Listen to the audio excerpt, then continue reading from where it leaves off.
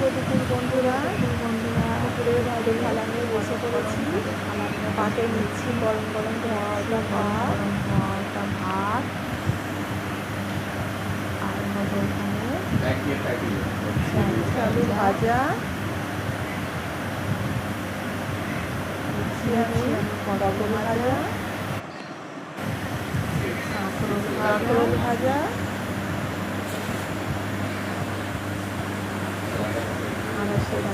ঢেঁড়সের ঝাল,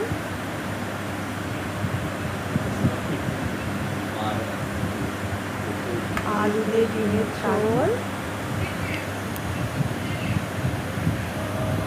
আর নিচ্ছি শেষে আমি চিকেন চাল আছে।